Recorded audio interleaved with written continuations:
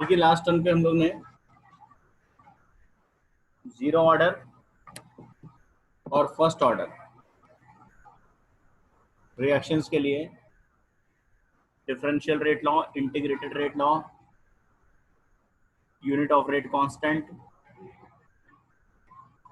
Half life period,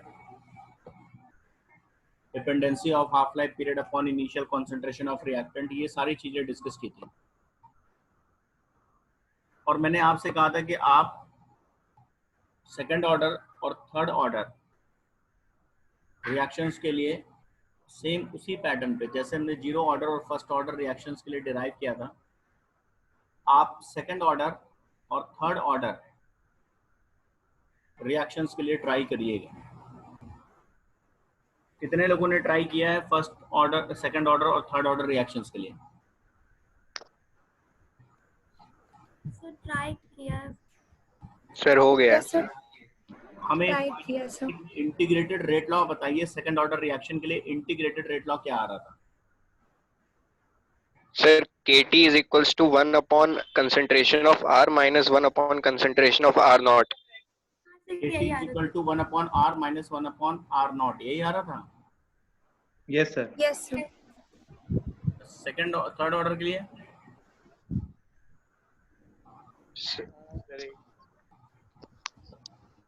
वो आ रहा था KT is equal to 1 upon 2 concentration of R square minus 1 upon 2 concentration of R naught square. यही आ रहा है सबका। Yes sir. Second order reaction के लिए half life period initial concentration पे कैसे डिपेंड करता है? Sir inverse.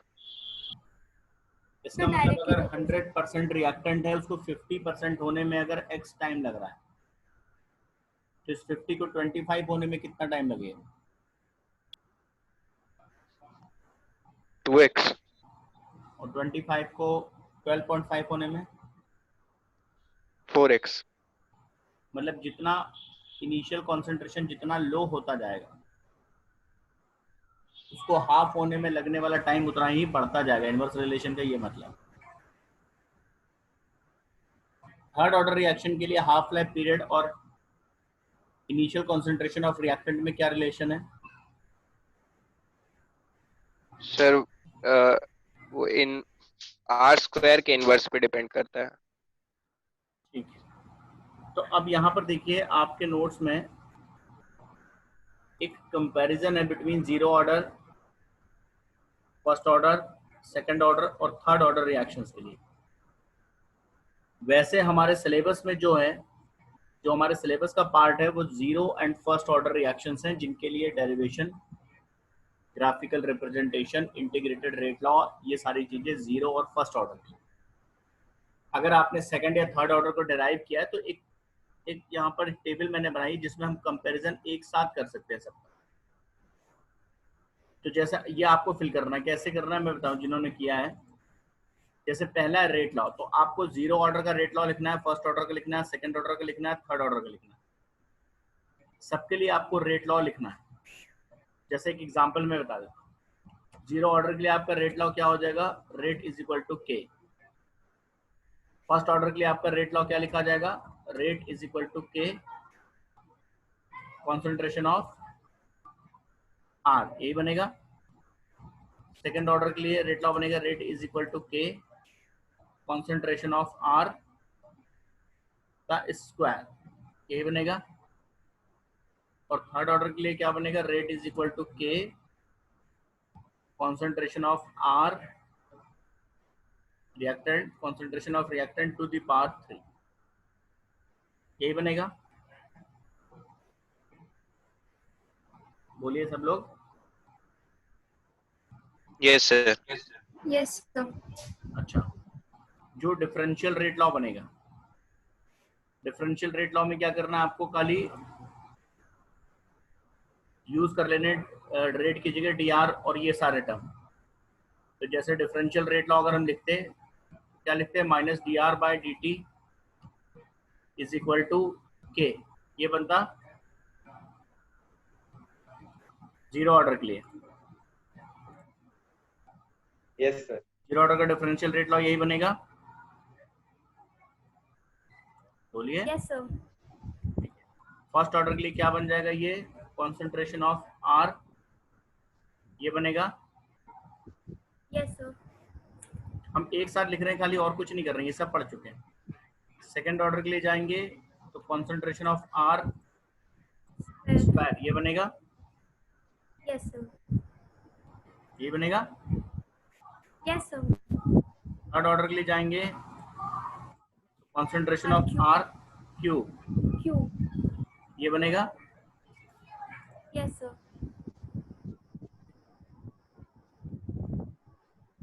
ये बनेगा थर्ड ऑर्डर के लिए। ऐसे यूनिट ऑफ के, जीरो ऑर्डर के लिए क्या बनेगा, यूनिट ऑफ के for zero order, The mole liter Mole per inverse second liter per inverse. second. Mole Per liter per second. पर लीटर पर सेकेंड, ये बनेगा। Yes, sir. ठीक है, यहाँ क्या बनेगा, Second inverse. सेकेंड इनवर्स या Time inverse. मिनट इनवर्स या आर इनवर्स, जो भी कह लो। यहाँ क्या बनेगा, Mole inverse. Litre per mole per second. Mole inverse litre per second. और यहाँ क्या लिखा जाएगा, mole inverse square litre square per second. Mole to the power -2 litre square, है ना। Yes sir. और सेकंड इनवर्स, यही बनेगा ना, सही लिखा नहीं मैंने, सही है। Yes, sir. अब आएंगे integrated rate law. Zero order के लिए क्या बना, KT equals to R naught minus R. Concentration of R naught minus It is concentration equal of to R. concentration of R naught minus R, R. बोलिए। Yes, sir. Yes. Yes sir. R naught minus R. R. R क्या है, initial R क्या है, concentration at time t, और R naught क्या है, Initial concentration. Initial. First order के लिए क्या बना, KT is equals to ln R naught by R। हाँ, क्योंकि ln ज्यादा इम्पोर्टेंट हमारे लिए नहीं है, तो वैसे बात करेंगे तो क्या बनेगा, KT equals to 2.303 log to the base to the power 10 log 10 concentration of R naught upon concentration of R. Log की पावर है 10, Yes, sir. log 10 concentration of R naught upon concentration. not मतलब initial concentration upon concentration of R, यही बनेगा। Yes, sir. KT is equal to this, क्या minus नहीं लगेगा, सही है। यस सर सही है। ये नहीं relation, KT is equal to this, ये रिलेशन बनेगा आपका किसके लिए, फर्स्ट ऑर्डर के लिए। First order. सेकंड ऑर्डर में आ जाइए, सेकंड ऑर्डर के लिए क्या रिलेशन बना आपका, आपने ड्राइव किया होगा, It is KT is equal to KT equals to 1 by concentration R of minus 1 by R naught. 1 upon concentration of R naught. ये बना होगा KT is equal to 1 by Concentration of R minus 1 by concentration of R naught. 1 by R minus concentration of 1 by R naught. R naught। बाकी किसी ने drive नहीं किया क्या,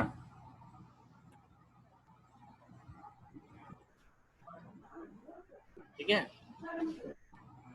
third order के लिए Yes. Concentration R square 1 upon concentration of 1 upon 1 upon 2 concentration R square. 1 upon 2 R square Yes. Yes, sir. minus 1 Minus upon 1 upon 2 R naught square. R naught का square.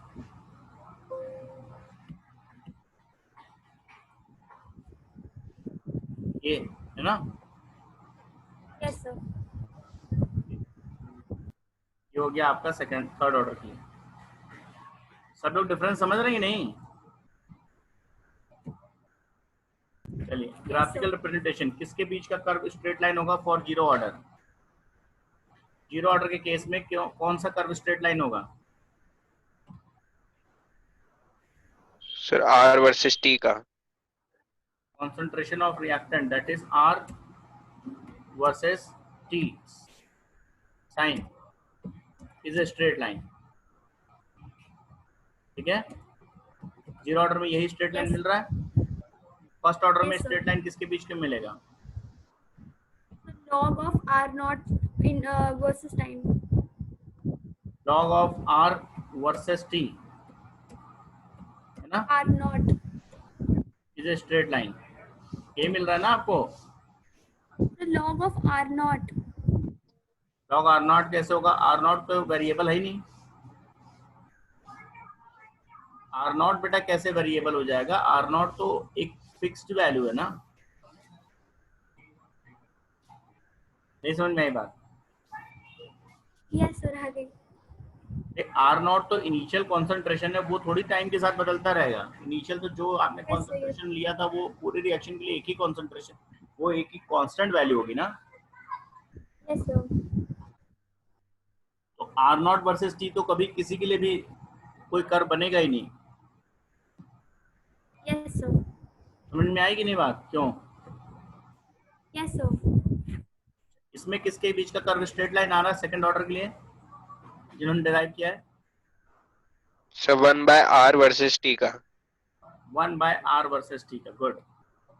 1/R concentration of reactant versus T, ये एक straight line मिल रहा होगा।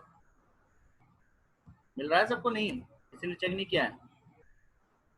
Yes, sir. Right. इसमें कौन सा curve straight line मिल रहा है? Sir 1/R square versus T। 1/R square versus T is a straight line. ठीक है, तो स्ट्रेट लाइन सब में मिल रहा है, लेकिन किसके बीच में मिल रहा है ये इंपॉर्टेंट है।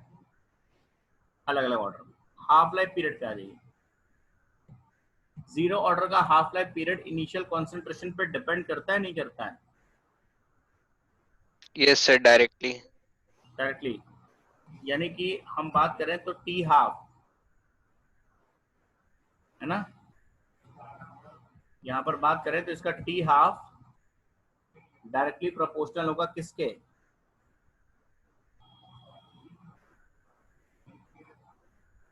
टी हाफ किसके डायरेक्टली प्रोपोर्शनल होता है? R naught. R naught. R naught के, यानी इनिशियल कॉन्सेंट्रेशन पे वो डिपेंड करता है। करता है ना? Yes, sir. तो आर नॉट के डायरेक्टली प्रोपोर्शनल है जीरो ऑर्डर के लिए। फर्स्ट ऑर्डर के लिए नो सर। सर नहीं डिपेंड करता है। यस, फर्स्ट ऑर्डर के लिए तो आप सीधे सीधे ये कह सकते हो कि जो इसका टी हाफ है, जो इसका हाफ लाइफ पीरियड है टी हाफ, वो डिपेंड ही नहीं करता इनिशियल कॉन्सेंट्रेशन पे, है ना? Clear? Doesn't depend upon initial concentration.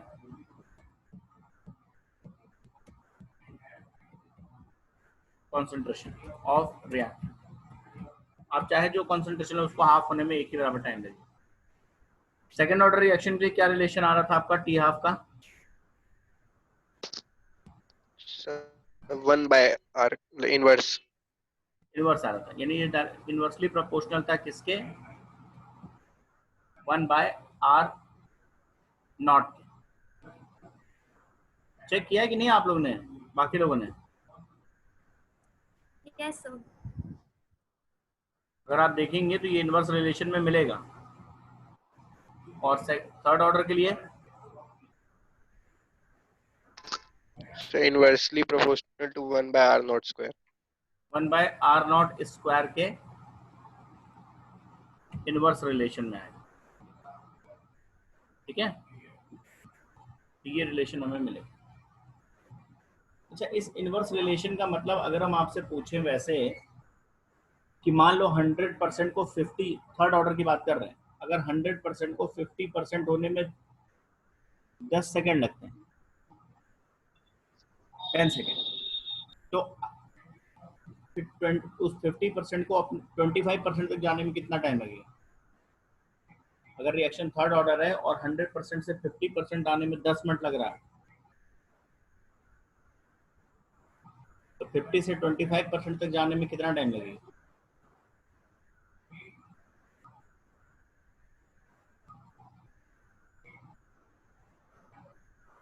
बोलो। जैसे आपने ये डिराइव किया तो इसका एप्लीकेशन भी तो आपको आता हो, अप्लाई भी तो कर पाओ उसे आप। सर थर्ड ऑर्डर रिएक्शन के लिए थर्ड ऑर्डर है, अगर 100% से 50% होने में 10 मिनट लग रहे हैं, तो कितनी देर में रिएक्शन का 75% कंप्लीट हो जाएगा, मतलब 25% रिमेनिंग होगा।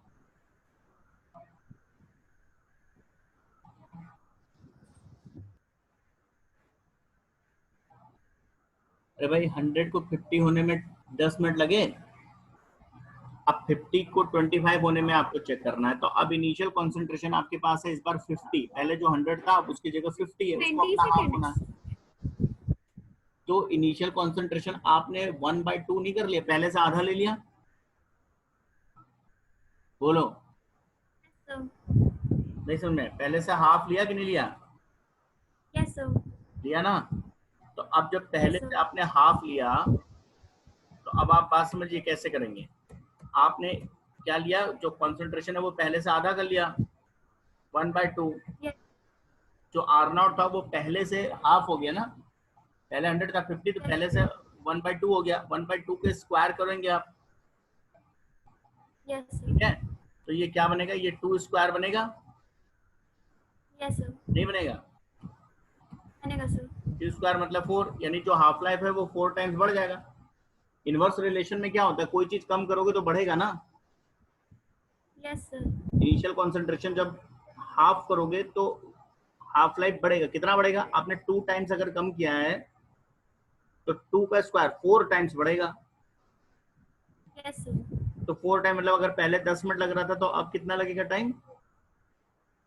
40 seconds. 40 मिनट। तो 50 को 25 होने में 40 मिनट लगेंगे। यानी अगर हम ओवरऑल देखें तो 100% को 25% तक आने में 40 और प्लस 10 पहले लग रहा था, यानी 50 मिनट का टाइम लगेगा। देखिए मल्टीपल चॉइस Yes. क्वेश्चन कोई अलग से नहीं आते हैं, आपने कॉन्सेप्ट रट लिया, एप्लीकेशन पे ध्यान नहीं दिया, इस कॉन्सेप्ट को अप्लाई करना पड़ेगा, वो क्वेश्चन हो गया और वो आपके लिए टफ हो गया। अगर मान लीजिए यही क्वेश्चन सेकंड ऑर्डर के लिए होता, सेकंड ऑर्डर काइनेटिक्स होता और 100% से 50% आने में 10 मिनट लगते और हम पूछ रहे थे कि कितनी देर में 25% रह जाएगा रिएक्शन, तब क्या होता आंसर? 20।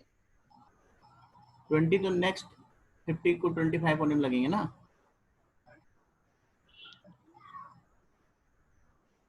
हंड्रेड से 50 होने में लग रहे हैं 30 हो जाएगा। हाँ, तो यानी ओवरऑल 30 मिनट में वो अपना 75% कंप्लीट कर लेगा रिएक्शन।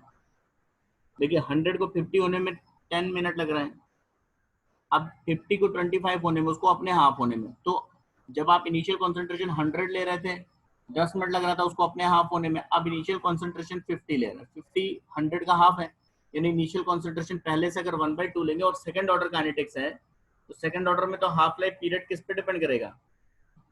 ये स्क्वायर तो लेना नहीं आपको, ठीक है, इस पे डिपेंड करेगा 1/2 के ओनली, 2 का स्क्वायर नहीं करेंगे, स्क्वायर नहीं करेंगे तो केवल 2 times half life period 2 times बढ़ जाएगा। तो बढ़ जाने का मतलब है कि जो 10 मिनट लग रहे थे अगले हाफ होने में उसको 20 मिनट लगेंगे। नहीं बात समझ में आई? सेकंड ऑर्डर काइनेटिक्स है तो जितना आप इनिशियल कंसंट्रेशन कम करेंगे, रेट जो हाफ लाइफ पीरियड है वो उसी के रेशियो में बढ़ेगा। लेकिन थर्ड ऑर्डर काइनेटिक्स में जितना आप इनिशियल कॉन्सेंट्रेशन कम करेंगे, उसके जितने टाइम्स आप कम करेंगे उसके स्क्वायर के इनवर्स रिलेशन में चलेगा, है ना? Yes sir. क्लियर हुआ नहीं हुआ? इन चीजों को अप्लाई करना भी सीखिए। और अगर ये फर्स्ट ऑर्डर रिएक्शन होता और हम कहते कि 100% से 50% आने में 10 मिनट लग रहे हैं, तो 50 से अगले 25 तक जाने में कितना टाइम लगेगा?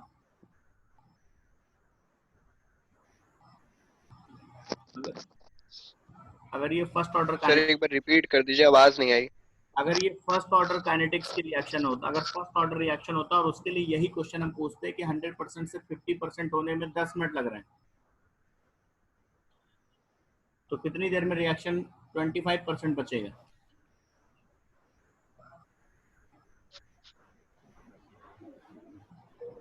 यानी 50 के बाद 25 तक की जो जर्नी है वो कितनी देर में रिएक्शन कर लेगा? सर फर्स्ट ऑर्डर के लिए सर टोटल 20 मिनट्स आएगा आंसर। टोटल 20, क्योंकि फर्स्ट ऑर्डर में क्या है, इनिशियल कॉन्सेंट्रेशन से कोई मतलब ही नहीं है आपको। तो 100 को 50 होने में अगर 10 मिनट लग रहे हैं, तो 50 को भी अपने हाथ यानी 25 होने में भी 10 सेकेंड ही लगेंगे, 10 मिनट, है ना? और यही अगर जीरो ऑर्डर रिएक्शन के लिए होता तो क्या होता अनन्या?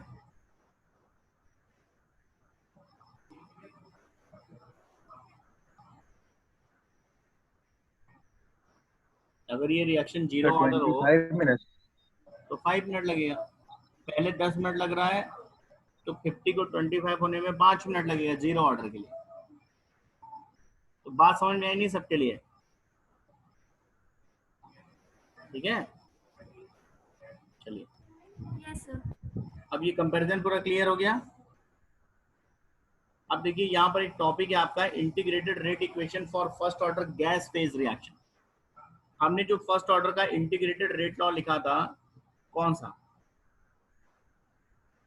हमने इंटीग्रेटेड रेट लॉ जो ये वाला लिखा हुआ है फर्स्ट ऑर्डर का, KT is equal to 2.303 log 10 R0 upon R। ये फर्स्ट ऑर्डर रिएक्शन के लिए इंटीग्रेटेड रेट लॉ है कॉन्सेंट्रेशन के टर्म्स में। लेकिन अगर कोई first order reaction gaseous phase की रिएक्शन है, गैस फेज की रिएक्शन है, यानी उसके रिएक्टेंट्स और प्रोडक्ट्स गैसेस हैं और वो फर्स्ट ऑर्डर रिएक्शन है, तो उस कंडीशन में, गैस की कंडीशन में, कॉन्सेंट्रेशन से इजी होता है गैस का प्रेशर रिकॉर्ड करना।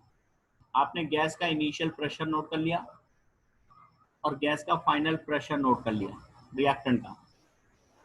तो इसी इक्वेशन में जहां पर R0 है, जहां पर इनिशियल कॉन्सेंट्रेशन ऑफ रिएक्टेंट है, उसकी जगह इनिशियल प्रेशर ऑफ रिएक्टेंट हो जाएगा, और जहां पर R है वहां पर फाइनल प्रेशर ऑफ रिएक्टेंट हो जाएगा आफ्टर टाइम T। तो वो गैस फेज के लिए इंटीग्रेटेड रेट लॉ बनेगा। एक एग्जांपल के थ्रू हम आपको समझाते हैं। सपोज एक हाइपोथेटिकल इक्वेशन मानते हैं, इमेजिन कर लेते हैं कुछ एक हाइपोथेटिकल गैस फेज की equation. Suppose A gives B plus C,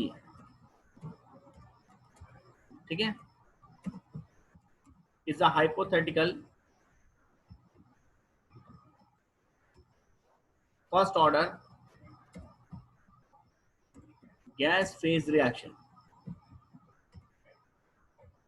ये गैस फेज रिएक्शन है, फर्स्ट ऑर्डर है, यानी इसका मतलब गैसियस फेज की रिएक्शन का मतलब इसके जितने भी रिएक्टेंट्स हैं, जितने भी प्रोडक्ट्स हैं, ऑल दीज आर गैसेस, इस टाइप। तो इसका जो इंटीग्रेटेड रेट लॉ होगा क्या होगा? Then the integrated rate law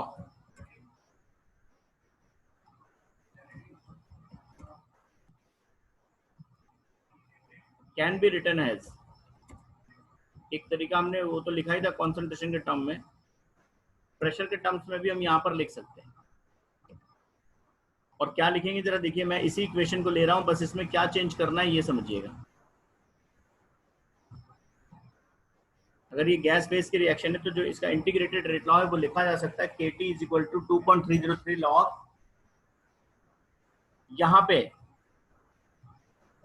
जहां हम बात करेंगे, जहां पर हम रिएक्टेंट की बात कर रहे हैं उसकी जगह हम किसकी बात करेंगे? प्रेशर की। ठीक है, क्लियर?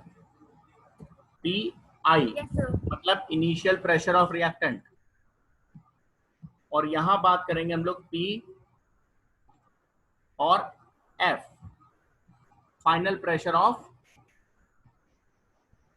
रिएक्टेंट। Yes. नहीं बात समझ में? आगे sir. ये यूज करेंगे। ठीक है, जब कोई इंटीग्रेटेड रेट लॉ की बात हम करेंगे और वो गैस फेज रिएक्शन है, तो जहां पर हम रिएक्टेंट्स की कॉन्सेंट्रेशन टर्म्स लिख रहे हैं वहां पर हम प्रेशर टर्म्स यूज कर सकते हैं। अब यहाँ पर जो हमने PI यूज किया है, ये क्या है? PI क्या है? Initial pressure of gas. Initial pressure किसका? गैस। तो सब Reactant. गैस ही है, इसमें A भी गैस है, B भी गैस है। Reactant. किसका प्रेशर? Reactant. किसका प्रेशर होगा ये? Initial pressure of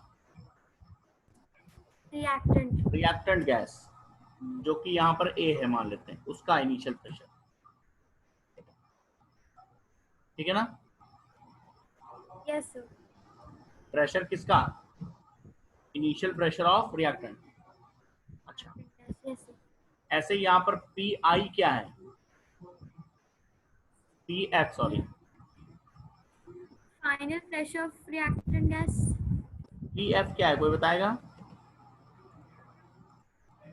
Final pressure of reactant gas. Yes, final pressure of reactant gas, that is A का ही फाइनल प्रेशर है, ध्यान समझिएगा।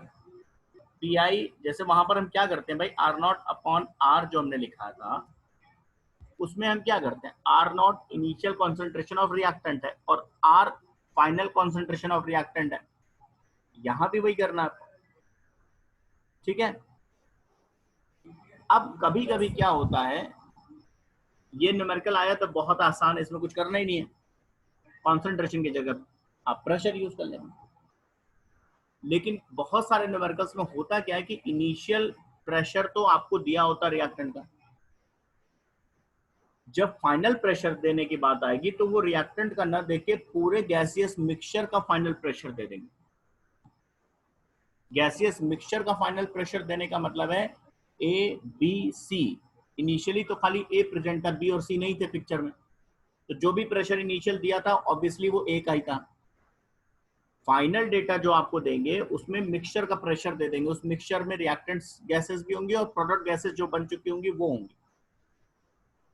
तो फिर हमें अपने यहाँ तो हमें PF पुट करना है, मतलब फाइनल रिएक्टेंट का फाइनल प्रेशर, तो हमें रिएक्टेंट का प्रेशर उसमें से अलग करना पड़ेगा, total pressure of gaseous mixture. इसीलिए न्यूमेरिकल थोड़ा सा अलग है, इतना ही होता तब तो बहुत आसान था। अब वो करेंगे कैसे, देखिए हमने क्या कहा कि हमारे पास रिएक्शन है, A gas gives B gas plus C gas, इस टाइप की रिएक्शन। ठीक है, अब देखिए इसमें बहुत आसान, एक जरा हम एजम्पशन करते हैं क्या, इनिशियली इसका डेटा एक मान लेते हैं, कुछ मान लेते हैं, जो इनिशियल प्रेशर था उसका वो था PI। इनिशियल ये बने नहीं होंगे तो ये प्रेशर कितने कितने हो गए, 0 and 0। ठीक है, बोलो। Yes, sir. After time T time के बाद, यानी जिसको फाइनल आप कह रहे हो डेटा, कुछ रिएक्टेंट क्योंकि प्रोडक्ट में चेंज हो चुका है तो उसका प्रेशर कम हो जाएगा, कुछ हम मान लेते हैं इसका प्रेशर घट के रह गया, कितना रह गया, PI माइनस X रह गया। बात समझ में आ रही नहीं, इसका प्रेशर कम घट गया इतनी देर में। बोलो, समझ में नहीं आ रहा अभी? Yes sir. सर आ रहा है। आ रहा ना भाई? इतनी देर में इसका प्रेशर मान लेते हैं कुछ कम हो गया, तो वो कितना कम हुआ, तो वो मान लिया हमने कहा कि भाई इतनी देर में तो इसका प्रेशर घट के पी माइनस एक्स रह गया। तो इतनी देर में इसका प्रेशर बन भी गया होगा बी और सी का। कोफिशिएंट के हिसाब से बात करें तो अगर इसका एक्स प्रेशर कम हुआ तो बी का कितना प्रेशर जनरेट हो गया होगा? X. X. और इसका प्रेशर एक्स। ये भी एक्स। कोफिशिएंट पे डिपेंड करेगा। अगर मान लो किसी रिएक्शन में यहाँ पर 2 है कोफिशिएंट, तो 2x हो जाएगा, 2x हो जाएगा। है ना? उतना आप चेंज कर सकते हैं ना, हम एक मेथड समझा रहे हैं केवल। अब इसका मतलब ये हुआ कि अगर हम यहाँ पर टोटल प्रेशर की बात करें, अगर हम यहाँ पर टोटल प्रेशर की बात करें, टोटल प्रेशर किसका? पूरे मिक्सचर का, टोटल प्रेशर ऑफ मिक्सचर, और उसको लिखें PT. PT, T means total. Total pressure निकालोगे कैसे? सर सब ऐड कर देंगे, पी माइनस एक्स और प्लस एक्स। इसको ऐड कर लेंगे, पी आई माइनस एक्स, ये इसका प्रेशर हो गया, प्लस एक्स प्लस एक्स, ठीक है? Yes sir. इसको अगर हम फाइंड करते हैं तो कितना आएगा ये? P I minus x P plus x. Plus plus x. X. इसका मतलब यहां से अगर हम x की वैल्यू देखें तो कितना आएगा? x निकालें तो कितना आएगा? P T minus P I. Minus P minus ना, माइनस पी आई, यही तो x की वैल्यू आएगी, यस सर। ठीक है ना? अब हम इस x की वैल्यू को अगर यूज कर लें, on putting value of x to find final pressure of reactant, only reactant A. Reactant A का फाइनल प्रेशर कितना था आपके पास? आपने कहा था पी आई माइनस एक्स था। नाउ हमारे पास x की वैल्यू है, तो हम ये कहेंगे ये है पी आई माइनस, अब x की वैल्यू रख दें। x की वैल्यू क्या है?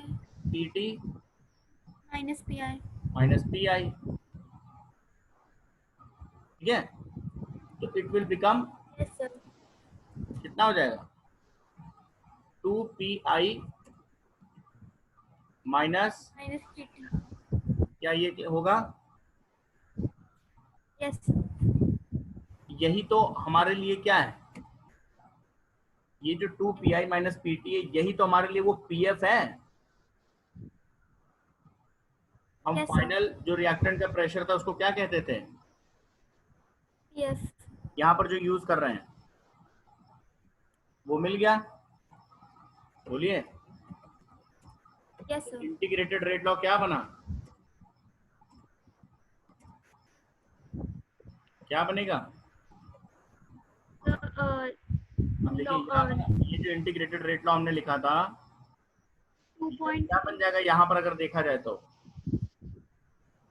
पी आई यही रहेगा, बस पी एफ जहां पर हमने लिखा था ये पूरा टर्म, बोलिए, ये टर्म पूरा यहाँ आ जाएगा यस सर। इसकी जगह, बोलिए। Yes sir. यही बन जाएगा ना इक्वेशन, ये आपकी बुक में इक्वेशन दिया रहता है, ठीक है? इसको आप देखिएगा, ये इक्वेशन आपकी बुक्स में दिया होता है, बट वहां डेरिवेशन नहीं समझाते हैं, बस इक्वेशन दे देते हैं कि ये यूज करना है आपको। तो कोई भी अगर गैस फेस, और फिर मैं आपको बताऊं एक चीज, ये भी कोई फाइनल इक्वेशन नहीं है, क्योंकि आप बात समझ गए, ये हमने कोफिशिएंट ए और बी और सी का 1 1 1 लेकर किया है। इस इक्वेशन को नहीं रट लेना है, कॉन्सेप्ट समझना है। अगर कहीं पर कोफिशिएंट रिएक्टेंट के और प्रोडक्ट के इससे अलग हैं तो फिर वहां बदल जाएगा, ठीक है। Yes, sir. Yes, sir.